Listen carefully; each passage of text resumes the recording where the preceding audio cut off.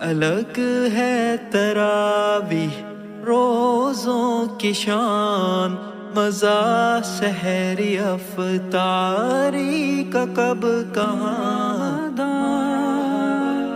رمضان۔ السلام علیکم ورحمۃ اللہ وبرکاتہ۔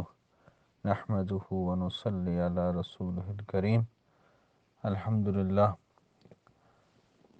یہ مغفرت کا عشرہ چل رہا ہے۔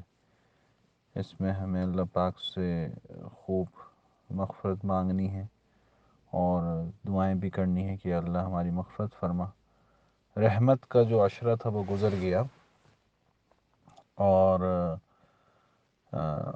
آئی ہوپ ہم سب نے جو ہیں وہ خوب رحمتوں کی دعائیں مانگی ہوں گی اور اللہ پاک سے رحمت کو چاہا ہوگا۔ اب مغفرت اللہ پاک سے مانگنی ہے۔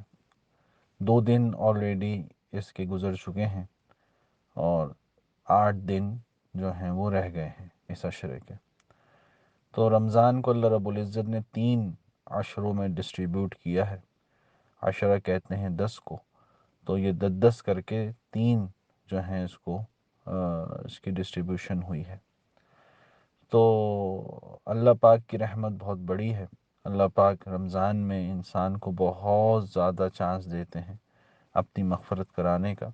تو ہمیں اس میں یہی کوشش کرنی ہے کہ ہم اچھے اچھے کام کریں، لوگوں کی مدد کریں، لوگوں کے لیے جو ہیں وہ خیر کے باعث بنیں، لوگوں کے لیے جو ہیں وہ ان کو سکون پہنچانے کا باعث بنے۔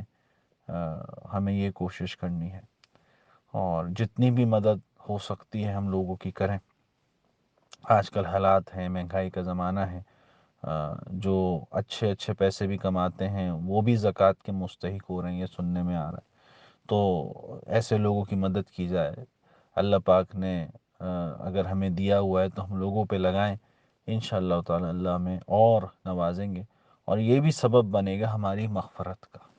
جیسے کہ بہت سے راستے ہیں، بہت سی چیزیں ہیں جو انسان کو مغفرت کے راستے پر لاتی ہے، اس میں یہ بھی ایک بہت بڑا ذریعہ ہوگا کہ ہماری مغفرت کا، کہ ہم دوسروں کی مدد کرنے والے بنیں، دوسروں کا احساس کرنے والے بنیں، دوسروں سے جو ہیں وہ محبت کرنے والے بنیں، اللہ کے نام پر دینے والے بنیں، اللہ کے نام پر لوگوں سے محبت کرنے والے بنیں۔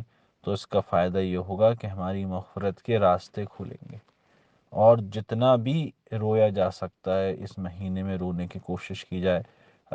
تہجد پڑھنا بہت آسان ہو جاتا ہے رمضان میں، ویسے تہجد پڑھنا بہت ایک جو ہے مشکل چیز ہے، ہر آدمی نہیں کر پاتا، لیکن الحمدللہ ہم لوگ سبھی سحری کے لیے اٹھے ہوئے ہوتے ہیں اور وہ تہجد کا ٹائم ہوتا ہے، تو انسان جو ہے ہر کوئی تہجد بڑی آسانی سے پڑھ سکتا ہے، اور بہت سے لوگ ماشاءاللہ پڑھتے بھی ہیں۔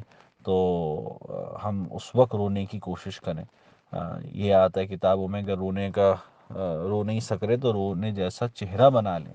ہاں، ویسے تو رونے کی کوشش کی جائے، اس سے انشاءاللہ دل نرم ہوں گے۔ جو رو رو کے دعائیں مانگی جاتی ہیں وہ اللہ کے ہاں بہت ان کے چانسز ہوتے ہیں مقبول ہونے کے۔ تو اس وجہ سے اللہ کے سامنے خوب رویا جائے۔ جناب رسول اللہ صلی اللہ علیہ وسلم اللہ کے آگے بہت روتے تھے، بہت آپ کے سینے مبارک سے آوازیں آتی تھیں جب آپ روتے تھے۔ تو اس وجہ سے ہم بھی اللہ کے سامنے روئیں، جب ہمارے نبی رو رہے ہیں تو بھائی ہم بھی اللہ کے سامنے روئیں۔ اور ہم ایک تو جیسے میں نے عرض کی کہ بھائی ہم ایسے کام کریں جو مغفرت جس سے ہماری ہو، اور ہم ساتھ ساتھ دعائیں بھی کرتے رہیں۔ اور اگر کسی سے ہماری لڑائی ہوئی ہے تو بھائی اس کو منا لیں جا کر۔ جو انسان اللہ کے لیے جھکتا ہے اللہ اس کو عزت کی چوٹیوں پہ پہنچا دیتے ہیں۔ یہ جو آپس میں لڑے ہوئے ہیں، بعض رشتہ دار لڑے ہوئے ہوتے ہیں، بھائی بھائی نہیں بولتے، بعض دفعہ بھائی بہن بھائی نہیں بولتے، تو یہ سب بہت ہی خطرناک چیز ہے۔ اگر کچھ ایسا ہے تو ابھی ہی جا کے فوراً کو منا لینا چاہیے، کیونکہ یہ بھی ہماری مغفرت کو رکاوٹ، یعنی ہماری مغفرت کے سامنے رکاوٹ بنتی ہیں۔ ہاں، ہماری مغفرت جو ہے وہ پھر نہیں ہو پاتی اگر ہم کسی سے لڑے ہوئے ہیں۔ کسی سے ناراض ہوئے ہیں. یہ دنیا بہت ایک مختصر یعنی ہماری زندگی مختصر سی ہے. اس دنیا میں زندگی کوئی ایسا نہیں ہے کہ کوئی 300 200 سال ایسے چل رہا ہے. 100 سال کے بھی لوگ بہت کم ملیں گے اس دنیا پر. تو اس وجہ سے ہم جو ہیں وہ آپس میں لڑائیوں کو چھوڑ دیں. دل جو ٹوٹے ہوئے ایک دوسرے سے اس کو مزید نہ ہم اپنے دل میں کوئی ایسی بات لائیں. اور جو بھی بات ہے جس وجہ سے بھی ناراضگی ہے اس کو دور کر کے ہم جو ہیں ایک دوسرے کو راضی کر لیں. انشاءاللہ تعالی یہ بھی ہمارا سبب بنے گا ہماری مغفرت کا. بہرحال اللہ پاک ہم سب کی اور ساری امت کی مغفرت فرمائے. جزاکم اللہ خیر الجزا. السلام علیکم ورحمۃ اللہ وبرکاتہ.